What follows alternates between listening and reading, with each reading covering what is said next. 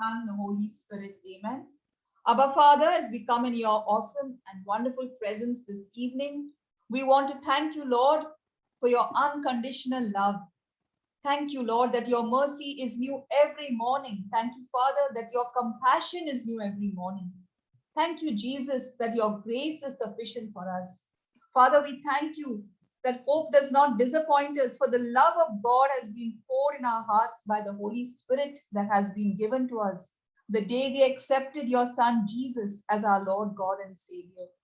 Thank you, Lord, that we love because you loved us first, Lord, and you teach us, Lord, how to love with an unconditional, agape, pure kind of love, Lord. Not the love that comes from the human or the carnal ways, but the love that is only governed by your spirit. Thank you, Lord. Thank you, Father, for each day you give us an opportunity to listen to your word. Thank you, Jesus, for the word that became flesh and dwelt amongst us. Jesus, we believe that you are here with us right now as we listen to your word. Make this teaching simple, easy for us to understand. Thank you, Spirit of God, for opening the eyes of our spiritual understanding so that every word that falls on the soil of our heart, we are able to understand and apply it in our daily lives. We thank you and we praise you, Father. In Jesus' name, amen. Amen, amen, and amen. So, my brothers and sisters, a warm welcome once again to each one of you. Today, we are going to reflect on the day's gospel from Matthew chapter 22, verses 34 to 40. And my brothers and sisters, we have been on the gospel of Matthew for the last so many weeks, actually, a few months now. And we are reaching to a point in the Gospel of Matthew where Matthew has actually now shown us how Jesus, at the peak of his ministry, where he has done so much, is now being sort of attacked by the religious leaders. He's being attacked by the Pharisees. He's being attacked by the scribes. He's being questioned by the Sadducees, the Herodians. Everybody is after Jesus. And every time Jesus has to encounter these religious leaders, Jesus simply counters them with the wisdom of God. My brothers and sisters, the same thing what Jesus did applies to you and me. When we are disciples of Jesus, when we belong to the kingdom of God, we are supposed to operate in the wisdom of God, in the knowledge of God. Every time we are questioned, every time we find ourselves in a difficult situation, we always must remember that we have the mind of Christ. We have the wisdom of God in us.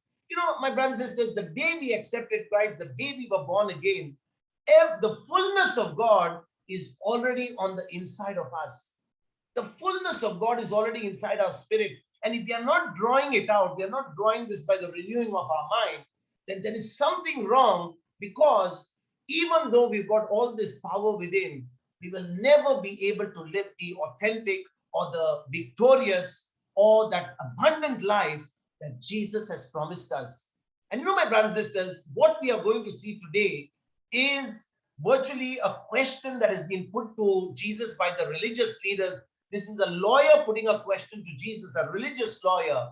But the way Jesus answers this question, although it appears at first hand it is a very sincere question, the question is actually intended to be a trap for Jesus. But Jesus, as usual, the Son of God, simply counters it and uses the opportunity to teach those people something which is now going to open their minds. And we are going to do the same thing today. The topic that the title that I've given to this topic today is We Love Because God First Loved Us. We love because God first loved us. And my brothers and sisters, in today's gospel passage, Jesus will be talking about the first commandment, the commandment to love God with all our heart, with all our soul, with all our mind, with all our strength. And then, of course, the second commandment, which is like the first, to love our neighbor as ourselves. So it is just one theme, and that is love and love alone. So with this, let us go to Matthew chapter 22, and let us begin with verse number 34. Matthew chapter 22, verse number 34. But when the Pharisees had heard that he had put the Sadducees to silence, they were gathered together. You know, the gospel passage of today begins, although, we have not, covered up what happened before 34. But when you read verse number 34, you must remember, my brothers and sisters, the word of God tells us, when the Pharisees had heard that Jesus had put the Sadducees to silence, they were gathered together. That means now they again began to plan some scheme in order to trap Jesus. Now, remember, this particular gospel passage that we are reading from Matthew chapter 22, verse 34, this is also written by Mark. It is written by Mark in Mark chapter 12, verses 28 to 34. And my brothers and sisters, we are not going to go to Mark's gospel, but if you understand, this word tells us that when the Pharisees had heard that he had put the Sadducees to silence, they were gathered together. That means these religious leaders never came to Jesus or to be taught by him because their motive was simply evil. My brothers and sisters, just think about it. These Pharisees had come to know that Jesus had silenced the Sadducees because the Sadducees had a problem with Jesus. They had a problem with the resurrection. And Jesus had simply explained to them, the Sadducees were there, the Pharisees were there, the religious leaders were there. And yet, after all these people being there, Jesus had simply given a good answer to the Sadducees, by which now the Sadducees had been convinced about the resurrection. But now, these Pharisees who were there present, they did not rest. They were not happy about it. They wanted to use another opportunity to trap Jesus, in order to ensnare him. And that's why you read, they all gathered together after knowing that Jesus had silenced the Sadducees. Let's go to Matthew chapter 22, verses 35 and 36 together. Let us see what this question is all about. Then one of them, which was a lawyer, asked him a question, tempting him and saying, Master, which is the great commandment in the law? Now, when you look at the question in verse number 35, one of them who's a lawyer, this is, then one of them, which was a lawyer, asked him a question. But my sisters and brothers, when you read that, ask him a question, the Bible says, tempting him. Tempting him. That means this particular question from this lawyer was not a sincere question. My brothers and sisters, there are two types of people who ask questions. One type of people who ask questions in order to learn, in order to know more, in order to understand the word, in order to get their doubts clarified.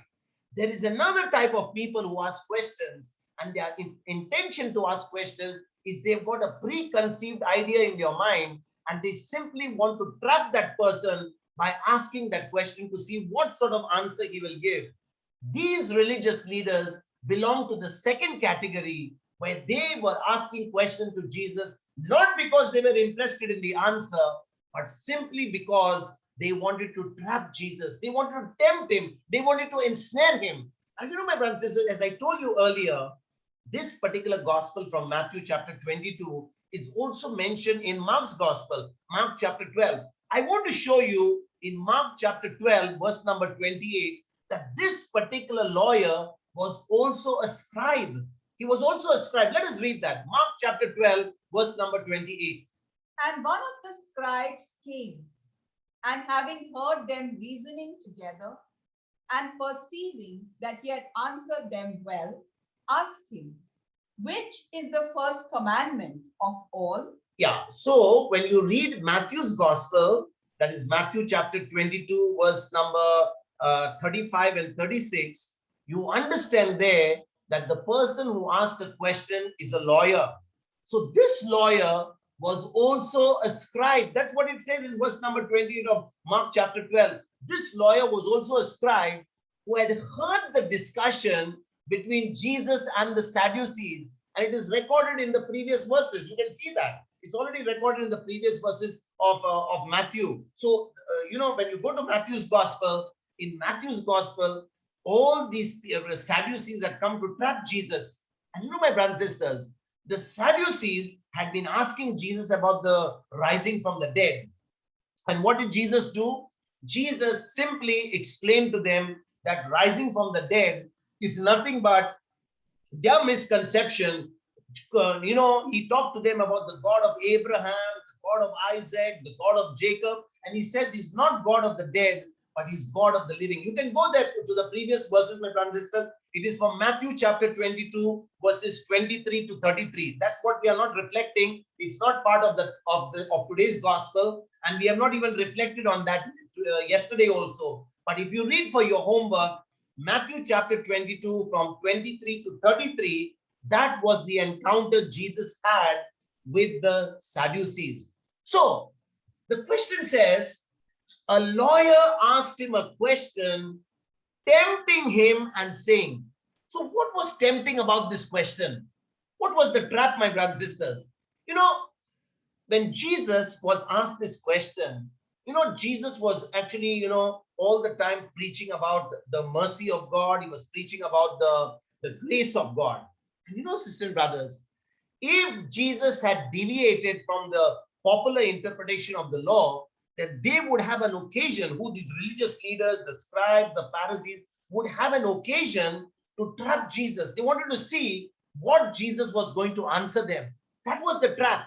So the temptation was to say that Jesus knew, what Jesus knew rather, would please the religious leaders and the law-minded legalists, and if he would deviate from the teachings he normally gave of grace and the mercy of God. So the question that was asked is Jesus going to answer regarding the law, whether what is the highest commandment in the law according to the law, or would he deviate and try to please the people by talking about God's love and God's mercy? And the temptation, my brothers, was to conform to the law of Moses or to be a man pleaser. So Jesus now has got a question where the people who are asking him, they are not interested in the answer. They want to see how Jesus is going to answer that question. Remember, my brothers and sisters, Jesus was not a man pleaser.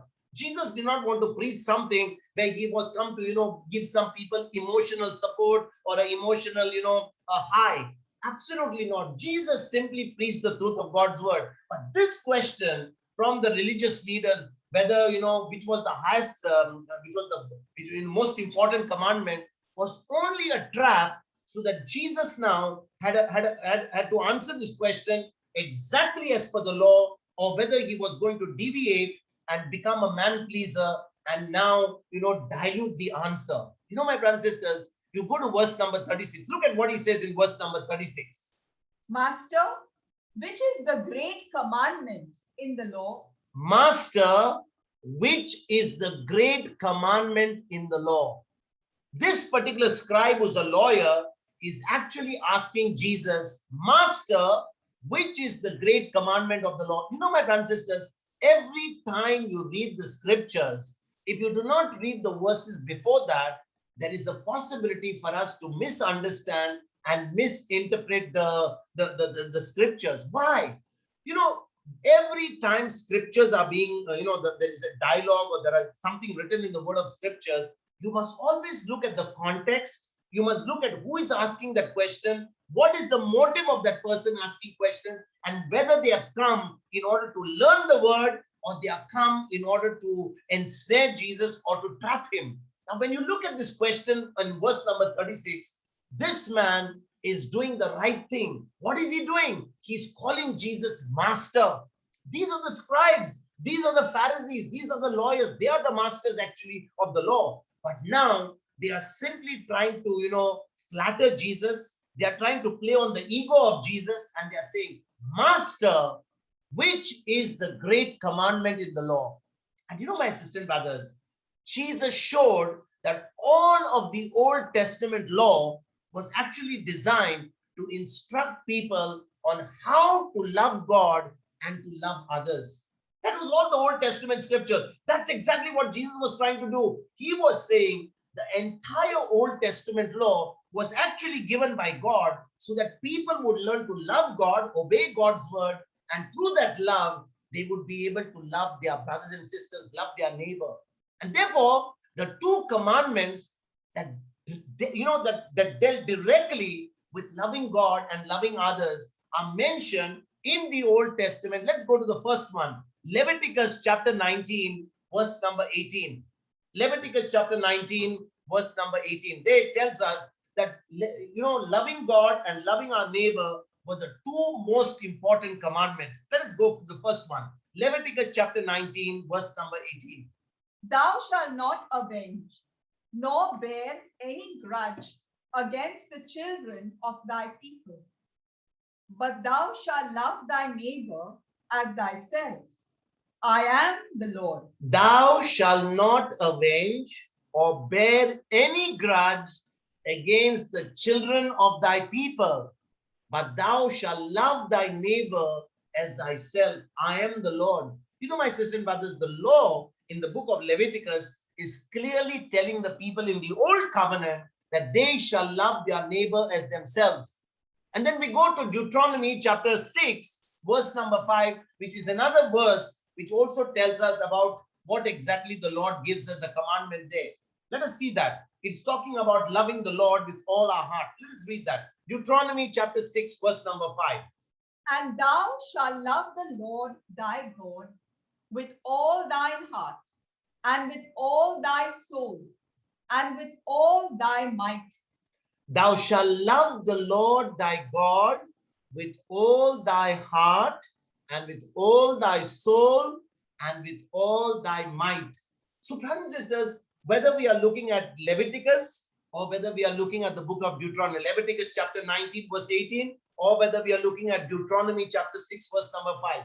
In the Old Testament, it was very clearly given in the law that these two were the most important commandments. One was to love God, and to love the neighbor. And you know, the religious leaders at that time had become so obsessed. You know, they were so obsessed with keeping every minor, detail of the law that they had actually lost sight of the very purpose for which God had given those laws. You know, it's something like this. You know, many a times we are driving in our car on the road.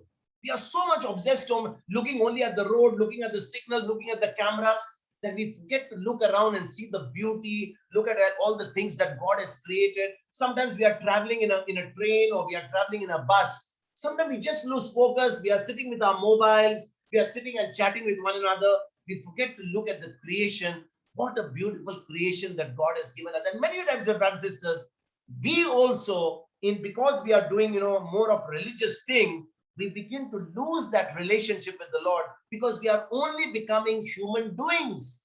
You know, my brothers and sisters, we are not supposed to be human doings. We are human beings. God wants to have a relationship with us. And these religious leaders at that time, they had become so obsessed. They literally, they'd be consumed by keeping these minor details of the law, that they had lost their very focus, or that they had lost their sight on the ultimate purpose by which God had given these laws to them. They did not love God, and they did not even love their fellow men. And yet, these people, they thought that they were keeping the law. What a deception. You know, these very religious leaders who were so expert with the law, the Pharisees, the scribes, the lawyers, they were so obsessed with keeping these laws. But on the contrary, they never loved God, neither did they love their neighbors, but they thought that they were keeping the law, and they were completely deceived. And today, my brothers and sisters, the same thing happens. Even today, after, almost 2000 years, Jesus has come to the earth and gone back to the Father. The very same thing happens. You know, some of the most cruel and the heartless acts towards people have been done in the name of the Lord Jesus Christ.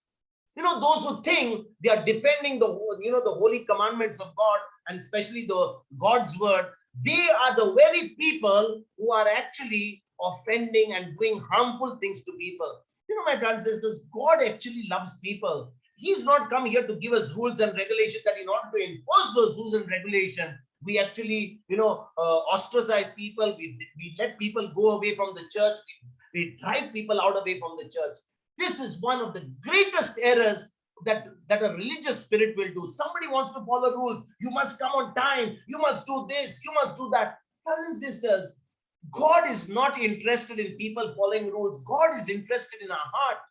God is interested in our heart. And therefore, when we have that heart for God and we come to Him, whether we come at the beginning or we come at the end, as long as we have a heart for God, that is what God is most interested. God is really happy about that. You know, my brothers and sisters, if people, listen to this very carefully, you know, if people violate one of the two greatest commandments in an effort to, enforce some other commandment, then they are wrongly applying God's word, even as these religious leaders and religious Jews were doing.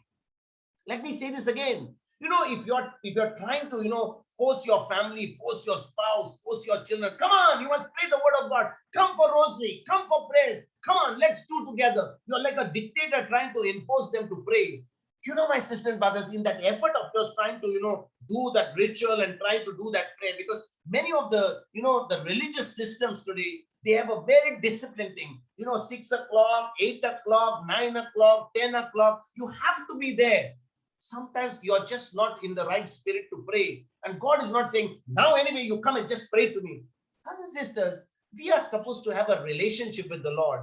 We are supposed to love the Lord 24/7. And therefore, when you impose on somebody that you have to do this at this time and do it this way and say this prayer and impose them to actually, utter prayers which you are missing, just parrot prayers, that can never bring a relationship with Him. And therefore, if we try to enforce any commandment, then we are wrongly applying God's word, just as these religious Jews were doing at that time. They were simply like dictators. They were simply like people who wanted to everybody to do like, everybody stand, everybody kneel. It must all look nice. If in the camera, one person is sitting and standing, it's not going to look nice. So everybody should stand. 1, 2, 3, everybody stand. Everybody sits. It must look nice. Brothers and sisters, God is not looking on the heavens to see whether it's all looking nice. He's looking on the heart. He's looking on the inside.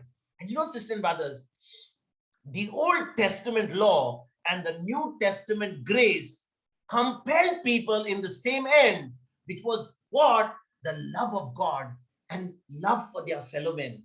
But the motivation of doing this is totally different. Let me say this again.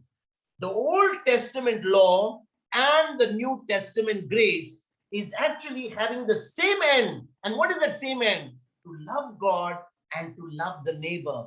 But in inverted commas, but the motivation is totally different. What am I saying that? In the Old Testament law, people were motivated to love God and love their fellow men through the fear of punishment. If they failed to comply, they were fearful that God is going to punish them. But my brothers and sisters, in the New Testament, grace is freely given to people, and this God kind of love, or this God kind of ability to love others unconditionally, is already poured into our hearts by the Holy Spirit, and it tells us to love as we have been loved by the Lord Himself. My brothers, look at the two things. Two people, one person loving, other person also loving. One person operating by law, other person operating by grace. When you look at the two people, they look absolutely identical. You can see no difference between the two, but the heart condition of the two people can be different. One person can be doing it because he wants God to bless him. He's doing all this because of the law. He's trying to please God by being a human doing. The other person is simply loving because that person has experienced the love of God. And that's exactly what it is, my brothers and sisters, in 1 John chapter 4, verse number 18. Can we go there, please? We cannot love anybody because we can only love somebody because we have received the love of God. 1 John chapter 4, verse number 18. My brothers and sisters, we cannot love on our own. We can only love because God loved us first. It was God who loved us first. Can we read that, please? There is no fear in love, but perfect love casteth out fear. Because fear hath torment, he that feareth is not made perfect in love. There is no fear in love, but perfect love casts out fear. Because fear has torment, because fear is basically anyone who's going to be punished. And therefore he says, he that fears is not made perfect in love. Now look at what verse number 19 is saying. We love him because he first loved us. We love him because he first loved us. You know, my brothers and sisters, Jesus went to the cross of Calvary. He took your place and my place. And when you look at that cross, you are simply understanding the love that the Father, the love that God has for you and me by taking your place and my place on the cross of Calvary. And therefore, God has poured his love into our hearts when we believe in what Jesus did for us. So Jesus is the one who first loved us. And now because he loved us and he gave us the Holy Spirit when we believed in him, now we can love others because he loved us first. You know, my brothers and sisters, I want to show you another scripture, what St. Paul says to the Ephesians in Ephesians chapter 4, verse number 32, I believe. Ephesians chapter 4, verse number 34. We are also told to love because he loved us first. Look at what he says in Ephesians chapter 4, verse number 32.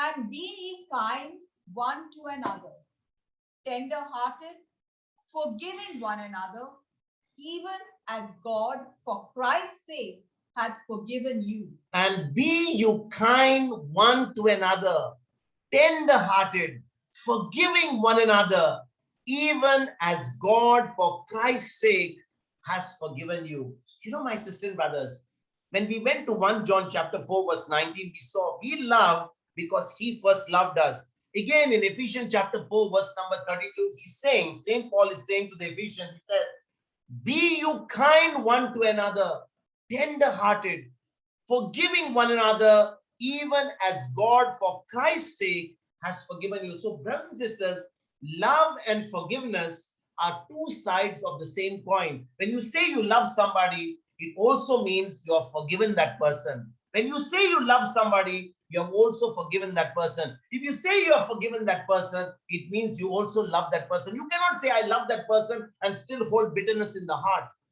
It just cannot work that way. When you forgive somebody, you are going to love that person with the same love as a tender-hearted person, kind and loving, because you and I have experienced the love. So, brothers and sisters, today's gospel passage is all talking about the commandment to love God and to love our neighbors. But now, because we belong to the new covenant, we belong to the New Testament, you know, when we preach that we should love God and love our neighbor, it will simply become impossible to do that if we have never experienced the love of God in the first place. If we have never experienced God's love, and when we experience God's love, we have received his love. Now, with the love that we have received, we can love God in return, and now we can love our neighbor as we love ourselves. You know, my brothers and sisters, let me give you a little bit more understanding on this. You know, it is possible to have actions of holiness and not love God. It is possible to have actions of holiness and not love God, but it is impossible for this God kind of love and not produce, you know, that holiness which we are supposed to produce. You know, holiness is a fruit and not the root of loving God. Let me say this again. Holiness is a fruit and not the root of loving God. Many times people think, I'm loving God, that's why God loves me. No, my brothers and sisters. Holiness is the fruit of loving God. So when we love God, when we obey his word, holiness is going to be a byproduct. It's going to be the fruit of that relationship. Let me show you what St. Paul writes to the Romans in Romans chapter 6. We have already studied that a few days ago. Romans chapter 6, verse number 22. Romans chapter 6, verse number 22, it talks about holiness being the fruit of a relationship with God. But now, being made free from sin and become servants to God, you have your fruit unto holiness, and the end everlasting life. And now being made free from sin. When we were made free from sin, my brothers and sisters, we were made free from sin when we believe the cross of Jesus Christ. We believe that he shed his blood for us. We believe that he took all our sins on the cross. He became a substitute for us. You know, in 2 Corinthians chapter 5, verse 21, it says, he who knew no sin became sin for us, so that when we believe in him, we become the righteousness of God. Look at that, what he says. 2 Corinthians chapter 5, verse 21. For he had made him to be sin for us, who knew no sin, that we might be made the righteousness of God in him. So how are you and I going to be made the righteousness of God? How are we going to be made holy? We are going to be made holy, my brothers and sisters, when we accept Jesus as our Lord, God, and Savior. We accept his sacrifice on the cross. We believe that he became a substitute for us. He took our sins on the cross. He died in our place. Now, when we believe that he took my place, I become righteous before a holy God. I receive holiness as a fruit, and it is not a root of loving God. And therefore, brothers and sisters, when I begin to experience the cross, the love of God through the cross of Jesus Christ, by believing in the sacrifice of Jesus, now the love of God is poured into my heart by the Holy Spirit. And now holiness is a fruit of the relationship that I have with God, because I am now experiencing eternal life. I'm experiencing that everlasting life, not after I die, but I'm experiencing it right now because I have a relationship with God through his living word. Amen. Matthew chapter 22, verse number 37. Let us go to Matthew chapter 22, verse number 37. Jesus said unto him, Thou shalt love the Lord thy God with all thy heart, and with all thy soul, and with all thy mind. Thou shalt love the Lord thy God with all thy heart, and with all thy soul, and with all thy mind. You know, my brothers and sisters, when you look at the words of Jesus, you find Jesus quoting from the book of Deuteronomy. We just saw that earlier.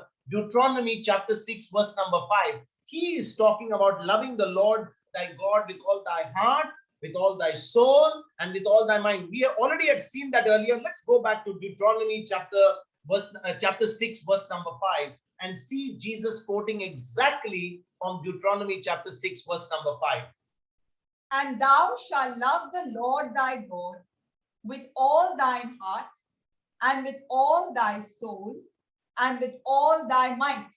So when you look at verse number 5, you know, you are only getting the answer according to what Matthew has written.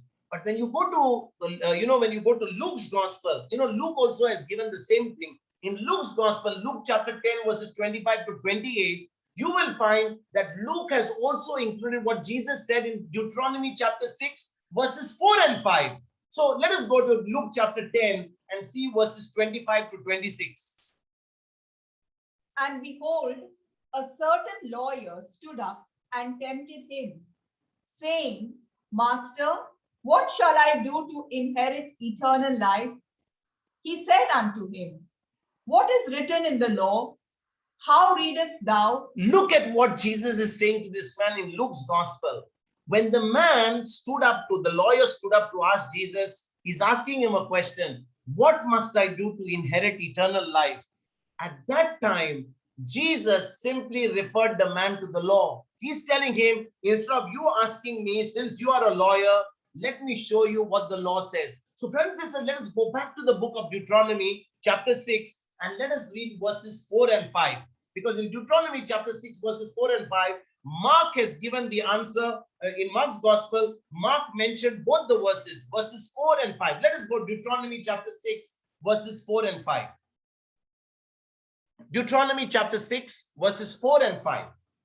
Hear, O Israel, the Lord our God is one Lord, and thou shalt love the Lord thy God with all thine heart, and with all thy soul, and with all thy might. So when you read Mark's gospel, that is Mark chapter 12, I believe, my brothers and sisters, there in Mark's gospel, Jesus is actually answering both verses 4 and 5. He says, Hear, O Israel, the Lord our God is one Lord. And then he says, Thou shalt love the Lord thy God with all thy heart, and with all thy soul, and with all thy might. My brothers and sisters, the word mind, when he mentions the word mind there, especially in Matthew's gospel, the word mind is simply translated from the Greek word Dianoia. Dianoia. That's exactly Diaonoia. And you know, my brothers, this word dianoia, this is a Greek word which means deep thought. It's the actual translation is very deep thought, deep reflective thought. And this was translated as understanding in Ephesians, in the book of Ephesians. And it also means imagination. It also means imagination. So our understanding, our deep thoughts and imaginations are all to be focused on the Lord. That's the way we are supposed to love the Lord. Many a times we come and we are actually praying, but we are thinking what's on the gas cylinder, what's in the oven, what time I must go to the groceries. And I'm praying to the Lord, but I'm trying to pray for a long period of time, but my mind is totally wandering. Probably my imagination is on something else at my workplace. I'm thinking about something else, but my lips are only talking words. And therefore, brothers and sisters, the word tells us that when we are going to come and focus on the Lord, we must focus on the Lord with our complete understanding, with our deep thoughts, and with our complete imagination, so that we can have a relationship with Him. Again, the Word of God also tells us, let's go back to Matthew's Gospel, Matthew chapter 22. Boletta, let's go back to Matthew chapter 22, please. Okay. What is he saying? Thou shalt love the Lord thy God with all thy heart and with all thy soul and with all thy mind. I want to show you, my brothers and sisters, that I just told you about the mind. When we are going to love the Lord with our mind, we have to love Him, as I said to you, with our complete imagination, with our complete, with our complete thoughts, with our complete, understanding, with our deep thoughts, and with our all that imagination what we have, without trying to think of too many things. And we can do that if we start practicing in our mind. Now he also says with all thy soul. The English word soul comes from the Greek word psyche, S-C-E-U-C-H-E. Psyche is the word, and it has been translated as heart, it has been translated as life, it has been translated as mind, and it has been translated as soul. And the scriptures tell us that the soul needs knowledge. The soul tells us that the soul needs knowledge, because unless the soul receives knowledge, my brothers and sisters, it is impossible for us to ever begin to renew our mind. Whatever knowledge we have in our mind helps us to draw what is from our spirit. So let us now go and see about the soul. The soul, as we know, the soul knows, because if there is knowledge in the soul, it knows. How do we know? Let's go and check it out. Let's go to Psalm 139, verse number 14. The soul knows. Knows meaning K-N-O-W-S. Psalm 139, verse number 14. Let us read that. Psalm 139, verse number 14. I will praise thee, for I am fearfully and wonderfully made. Marvelous are thy works, and that my soul knoweth right well. And that my soul knows right well. That's exactly what it says. The soul knows. What is the meaning of knowing? Knowing means I have that knowledge. That's exactly what I was saying. The soul requires knowledge, so it knows. Then the soul also considers, and also it has got counsel. It is able to give advice. It is able to consider. It's able to make the decision. Again, Psalm 13, verse number 2. Let's go and see. All these things are in the soul. Psalm 13, verse number 2. Let us read that. How long shall I take counsel in my soul, having sorrow in my heart daily? How long shall mine enemy be exalted over me? How long shall I take counsel in my soul, having sorrow in my heart daily? How long shall my enemy be exalted over me? The very fact that he's talking about the soul is that part which chooses, which thinks, and also there are things about the soul. The soul takes counsel, the soul considers, the soul deliberates. Again, the soul also remembers. Lamentation chapter 3, verse number 20. These are all the virtues or the functions of the soul. Lamentation chapter 3, verse number 20. The soul remembers. That's why the word of God tells us, we are supposed to forgive. We can't forget. This memory will definitely bring to our memory, but we are told to forgive. Many times we say forgive and forget. No, we can remember, because we will remember. Our soul will always remember. Lamentation chapter 3, verse number 20. Let us read that. Lamentations, Valletta, not Leviticus. Lamentations chapter 3, verse number 20. Verse number 20. My soul hath them still in remembrance, and is humbled in me. My soul has them still in remembrance. What is he saying? The soul can remember. My brothers and sisters, many times we say, I remember this particular incident because my thinking, there is a conscious, subconscious, unconscious memory. And this memory of my soul can remember things. Remember also the man who was the rich man in the story of Lazarus and the rich man. The rich man remembered all those things that he had done on earth. He remembered how he had been so unfair to Lazarus. He remembered that his brothers are still on the earth. So the soul will remember. The soul remembers. And imagine if you can remember all those people who will come into our life to share the gospel. But if we have not made that change and accepted Jesus, we will remember those things, but it will be too late, because at that time, we will not have an opportunity to repent or an opportunity to hear the gospel. We will be weeping and grinding our teeth for those who have not made that change and accepted Jesus. So the soul remembers. The soul refuses. The soul can refuse. The soul can refuse. Job chapter 6, verse number 7. Job, the book of Job, chapter 6, verse number 7. It talks about the soul can refuse. Let us read that. The things that my soul refused to touch are as my sorrowful meat. The things that my soul refused to touch are as my sorrowful meat. What is he saying?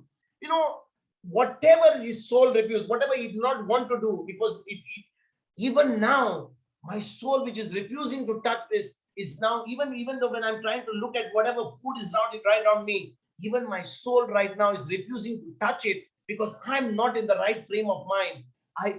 Everything has become sorrowful. Sometimes you say, when somebody is in a bad mood, they say, I don't even feel like eating. I don't even have a mood to eat. And that's exactly what it is. The soul can refuse. The soul can also seek, my brothers and sisters. The soul also seeks. It is desiring, it is seeking. 1 Chronicles chapter 22, verse number 19. 1 Chronicles chapter 22, verse number 19. Now set your heart and your soul to seek the Lord your God. Arise, therefore, and build ye the sanctuary of the Lord God, to bring the ark of the covenant of the Lord and the holy vessels of God into the house that is to be built to the name of the Lord. Now set your heart and your soul to seek the Lord your God. So, brothers and sisters, God has already finished his part on the cross by dying on the cross through Jesus. He has saved us. Our spirit has already been saved. But there is a work that is to be done by us, and that is to seek the Lord. So it is our soul that is continuously seeking the Lord. Remember, God has already done his part by saving us in the spirit, but it is also our responsibility to seek the Lord with all our heart. So there are a lot of things about the soul, my brothers and sisters. The soul knows to love. The soul knows to have joy. The soul knows to grieve. The soul knows to desire. The soul knows to bind. The soul knows to make a decision. So there are so many things about the soul. And my brothers and sisters, the scriptures best reveal that the mind to be the principal and leading part of the soul. The mind is the most important part of the soul, and following our will, our emotion, our choosing, our feeling. And the soul could also be described as being the hidden part of all existing beings, or that which most people would certainly call their personality. When you look at a person, depending on how they speak, how they think, how they talk, how they do their work, the soul actually decides the personality of a person. And my brothers and sisters, the soul is the center of the feelings and emotions. It is also the center of the appetites, the desires, as well as the sense, perception, the consciousness. There are so many things which are connected to the soul. The soul also speaks of the totality of a person. When you talk about the personality, or you talk about a person, as you can see right now, it is talking about the total person, the total being, or the total self of the person. And we know, my brothers and sisters, that the soul and the body do not become born again. The soul and the body are not never born again. It is only the spirit of a person that becomes totally new at the time of our salvation. At the time of our salvation, that is 2 Corinthians chapter 5 verse 17, it says, if anyone is in Christ, he's a new creation. The old is gone and the new has come. 2 Corinthians chapter 5 verse 17. So the soul and the body are not saved. It's only the mind, the spirit that is saved. That's what it says in 2 Corinthians chapter 5 verse 17. Can we read that, please? Therefore, if any man be in Christ, he is a new creature. All things are passed away. Behold, all things are become new. Behold, all things are become new. So where is this new has become? It has become new in our spirit. So our spirit got saved, but our soul and our body did not get saved when we were born again. And therefore, brothers and sisters, although every believer received the same miraculous spiritual rebirth, the visible results, or the things that you can see on the outside, that is from the inwards, what the change has taken place on the inside, will vary from person to person depending on how much they are able to renew their mind. Every single person who has been born again on the inside has got the same faith of the Lord Jesus Christ. They are the same as the Lord Jesus Christ on the inside, because the spirit has become brand new. But what you're going to see on the outside will only depend on the manner or the degree by which the person is going to renew their mind. Where do we read about that? Romans chapter 12 verses 1 and 2. Let us go there. I'm just trying to explain to you is, when a person is born again, that person on the inside is completely brand new. The person is completely like Christ. They have the same spirit of Christ on the inside. But the degree by which they see the victory on the outside, the abundant life, the victorious life, the miracles that they are able to do, it only depends not on God, but depends on the person, by how much you are able to renew this mind and draw out from your born again spirit and see the visible results in your life. Let us go there and read Romans chapter 12 verses 1 and 2. I beseech you, therefore, brethren, by the mercies of God, that you present your bodies a living sacrifice, holy, acceptable unto God, which is your reasonable service. So in verse number 1, Saint Paul is only talking about offering our bodies as a living sacrifice, holy and acceptable. This is what he talks about, what is really worship. This is exactly what he's saying in verse number 1. And he's referring to what the Lord has done. He says, I beseech you, therefore. The therefore means what he's talking about in Romans chapter 11, what God has shown us mercy through Jesus and all that. Now in verse number 2, in Romans chapter 12, verse number 2, he's talking about how to draw from the inside onto the outside by not conforming to this world, by the transforming and by the renewing of our mind. Let's read that. And be not conformed to this world, but be ye transformed by the renewing of your mind, that you may prove what is that good and acceptable and perfect will of God. Now remember, my brothers and sisters, the day we were born again, the day we became the children of the Father, the day we became subjects of the kingdom of God, our spirit became exactly like the spirit of Jesus. We are born, we are saved for all eternity. But that does not mean automatically we are going to experience all that victory on the outside. So God has poured his love inside of us. He has poured his love into our hearts by the Holy Spirit. That again in Romans chapter 5, verse number 5. The love of God has been poured into our hearts by the Holy Spirit.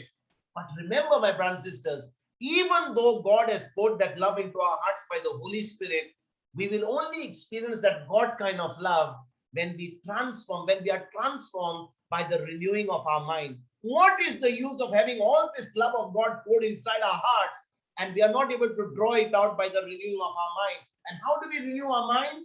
We simply say, thank you, Abba Father, for filling me with the love of Jesus. Thank you, Lord, that the Holy Spirit has poured his love into my heart. I open my mouth, I activate my faith, and I draw from my spirit into my soul, into my thinking, into my emotions, into my feelings.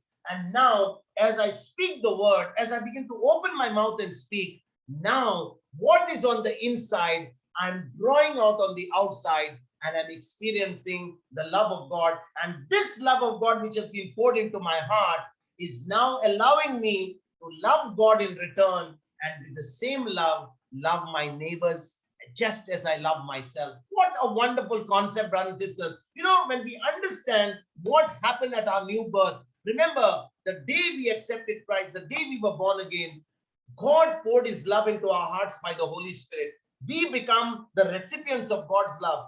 Our spirit has been sealed with the Holy Spirit of promise. But now, if this well is full of God's love, this love can only be taken on the outside by doing what Romans chapter 12 verse number 2 says.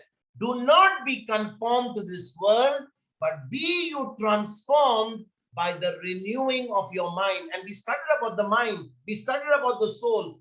How in this soul, how through our mind is the most important part of the soul, how we can draw out from our spirit by opening our mouth, understanding the word, and allowing the Holy Spirit in us to give us the Rhema word and renew this mind, and now experience the God kind of love, so that we can put that word, love of God, into practice, start operating and loving the people who are most unlovable, and doing what God's word is calling us to do. That's why he says that you may prove what is that good and acceptable and perfect will of God. What is the will of God? The word of God. So the will of God is the will of God. So once we take the word of God, we renew our mind by speaking the word, doing what the word says. We are renewing our mind. When we renew our mind, we are drawing out from this well of salvation everything which is in our spirit, and we are experiencing that God kind of life on the outside. Amen. Let us go to Matthew chapter 22, verse number 38. Matthew chapter 22, verse number 38.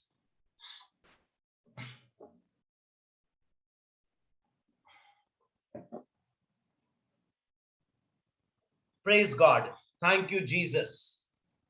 This is the first and great commandment. This is the first and great commandment. Jesus is answering this lawyer. He's telling him, this is the first and great commandment. Luke earlier was talking about the lawyer. I showed you earlier in Luke's gospel that he gave him the scriptural answer that Jesus gave him in Luke chapter 10, verses 25 and 27. Can we go back there, please? Luke chapter 10, verses 25 and 27. We saw that earlier, but let us see what Jesus answered this man in Luke chapter 10, verses 25 and 27. And behold, a certain lawyer stood up and tempted him, saying, Master, what shall I do to inherit eternal life? Yeah, up to 27. He said unto him, What is written in the law? How readest thou? What is written in the law? How readest thou? Means he's referring this man back to the law. Then he goes to 27. And he answering said, Thou shalt love the Lord thy God with all thy heart, and with all thy soul, and with all thy strength, and with all thy mind, and thy neighbor as thyself. So my sister and brothers, this lawyer was aware of what the law was saying. And yet he comes to Jesus and he asks him in verse number 25. Look at what he says in verse number 25. He's asking Jesus, Master, what shall I do to inherit eternal life? My brothers, he's asking the question about eternal life. And we know now eternal life is a relationship with God. Eternal life is not being a human doing. Okay, I'll kneel down, I'll stand, I'll do this, I'll do that. That's not eternal life. That's doing the law. Eternal life is having a relationship with God. So what did Jesus do? Jesus simply asked the man, if you want to experience eternal life, what does the law say? And what does the law say? So he makes this man Answer what the law says. And that's what he says in verse number 27. He says, thou shalt love the Lord thy God with all thy heart, with all thy soul, with all thy strength, with all thy mind, and you will love your neighbor as yourself. So eternal life, my brothers and sisters, is nothing but a relationship. Eternal life is a relationship with God, and it is a relationship on the horizontal level. So when you look at the cross of Calvary, there's a vertical dimension which indicates the love of God, and there is a horizontal dimension which indicates the love of neighbor. So the love of God is complete in the cross of Jesus Christ. When you look at the cross, you can experience the love of God. You have believed the love of God. You've experienced the love of God. Now, because you have experienced that love, you have been transformed on the inside. By the renewing of your mind, you are able to love your neighbor, and you are able to fulfill the law or fulfill the commandments of loving others and loving God. What a beautiful thing. That means we can only love God because we have received the love of God. We can only give to others, my brothers and sisters, what we have received. We have not received the love of God. We'll only end up doing religion. We'll only be legalistic. Do this, do that. But the moment we experience the love of God, we experience that relationship with God,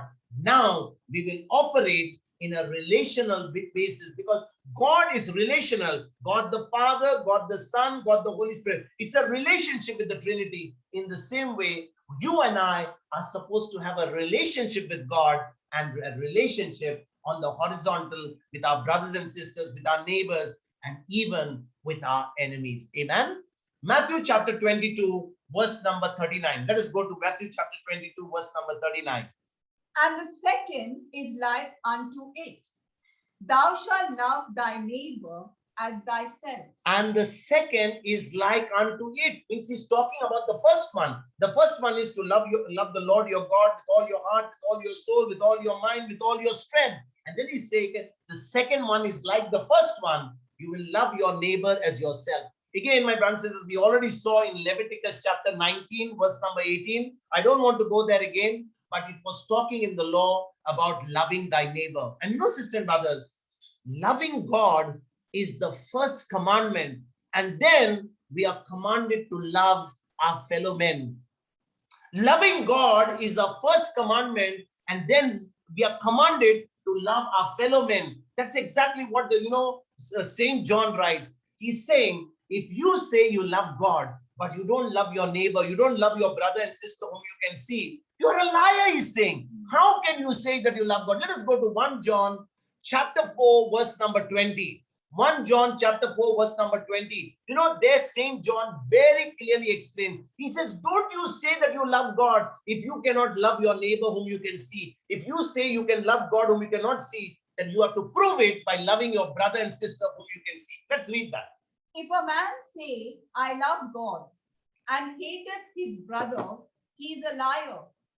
For he that loveth not his brother whom he hath seen, how can he love God whom he hath not seen? So, brothers and sisters, when you look at verse number 20 here, you know, it's a clear indication, it is a measurement of our love for God. You know, as I said to you earlier, we can never give to somebody what we have never received. If we have not, if we have never received God's love, we can never give this love to anybody. We will simply be doing religion. We'll simply be acting. We'll simply be trying to do some sort of activity. We say, okay, let me get this out of my back. At least I'll feel good. You're not supposed to do to others to feel good. You're supposed to love others because you have experienced the love yourself. Many times, you know, the religious mindset is, I'm going to do good to somebody. I'm going to give some charity. I'm going to, help somebody so that I will feel good. God will bless me. Brothers and sisters, that is absolutely a religious mindset. You don't do good to somebody, or you don't give charity to somebody because you want to feel good, or because you want God to give you some bonus points. You simply do good because you have experienced the love of God. You know, that's exactly what this verse 20 is saying. If you say you love God and whom you cannot see, then how can you say you love God? If you cannot love your brother, rather, whom you can see, how can you say you love God whom you cannot see? You better love your brother and sister whom you can see, so that you can prove to God that you love me by doing His word. And the word says we are called to love our brothers and sisters. We are called to love even our enemies. And therefore, brothers and sisters, we can only do this when we have experienced the love of God. When we have experienced God's love, we can't try to love some, a person, an unlovable person first. It's impossible. Let God's love get inside of us. And when God's love gets inside of us, then we will begin to love others. Sister brothers, remember this. Many a times people have never experienced God's love. They've never understood the cross of Calvary. They've not understood what the cross really means. They have not understood the price that was paid. They have not understood the power of God's love. And as a result, that understanding of God's love has never come in. And they are just going about life. They're just going about with religion. Something here, something there, something there, something here. And as a result, that understanding of God's love has never sunk in. And therefore, whatever they do is done with a religious spirit. And therefore, we need to understand this love. The Holy Spirit in us should give us help us to renew our mind. And with that love that we have received, we can share this love with others with the same love that we have received from God. Amen. Let us go to Matthew chapter 22, verse number 40. On these two commandments hang all the law and the prophets. On these two commandments hang all the law and prophets. My brothers and sisters, Saint Paul also, if you go to Romans chapter 13, verses 8 to 10, Paul was relating the same thing. And James also later. Let's go to Romans chapter 13, verses 8 to 10. Let us go to Romans chapter 13, 8 to 10. Owe no man anything, but to love one another. For he that loveth another hath fulfilled the law. For this, thou shalt not commit adultery, thou shalt not kill, thou shalt not steal, thou shalt not bear false witness, thou shalt not covet. And if there be any other commandment, it is briefly comprehended in this saying, namely, thou shalt love thy neighbor as thyself. Love worketh no ill to his neighbor. Therefore, love is the fulfilling of the law. Therefore, love is the fulfilling of the law. My sisters and brothers, whether we are in the Old Testament or whether we are in the New Testament, both the covenants talk about love. And love is the fulfilling of the law. If somebody operates in love, God kind of love, do you think that they will ever break the law? They will never break the law. They will fulfill the complete law, because a person who's operating in God kind of love will never do harm to anybody, because most of the covenant says, love your neighbor, do not covet, do not murder, do not steal, do not do this. It's all about that. But the moment you begin to love and operate in God kind of love, you're fulfilling the complete law. You're fulfilling the complete law. Look at what James says in James chapter 2, verse number 8. Again, he's using an Old Testament passage here, but Saint James is also mentioning that about the royal law. Let's read that. If you fulfill the royal law according to the scripture, thou shalt love thy neighbor as thyself, you do well. He's saying, if you fulfill the royal law, he's talking about the Old Testament, according to the scripture, you shall love thy neighbor as thyself, you do well. And that's exactly what it is, my brothers and sisters. If we love God with everything we have, and whatever we are and whatever we have, and loved our neighbor as ourselves, we would never ever violate any of the written commands of the Old Testament. We would never do that. And therefore, my brothers and sisters, it is our lack of love for God and for others which is the root of all the problems that we have today in our society, in the body of Christ, in our families, in our church today. It is only one thing. It is the lack of love. The lack of love, the lack of understanding of love, the lack of understanding of God's love, and also expressing that love to our brothers and sisters. And that's why we need to go back to our basics. We need to go back to the cross of Calvary. We need to meditate on God's love for us. We need to renew our mind. And now experiencing that love in our spirits by being born again, renewing our mind and drawing it out on the outside, we can follow the law, we can do what the word says, and we can also love our neighbors. And if we can operate in that God kind of love, my brothers and sisters, what an impact we can do in the body of Christ. What an impact we can do in order to bring souls into the kingdom. Amen. Let us pray. Heavenly Father, we thank you and praise you for this beautiful teaching and speaking to our hearts today. Lord, thank you, Lord, that we love because you loved us first. Your love has been poured in our hearts by the Holy Spirit that has been given to us on the day we were born anew.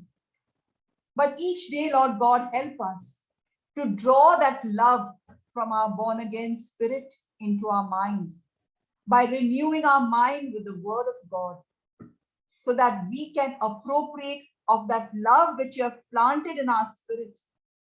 We can share that love with those around us. We can love you and love others with the God kind of agape love, not on our own strength, but by doing and following your word. Thank you, Lord. Thank you for loving us unconditionally. Thank you, Lord, for your mercy, your faithfulness, your kindness. Lord, we can only show the fruit of the Spirit displayed in our daily lives when we have experienced your love on the inside of us. Thank you, Father, for teaching us today what it really means to love with all our heart, with all our soul, and with all our mind. In Jesus' mighty name we pray. Amen. Amen. Amen. And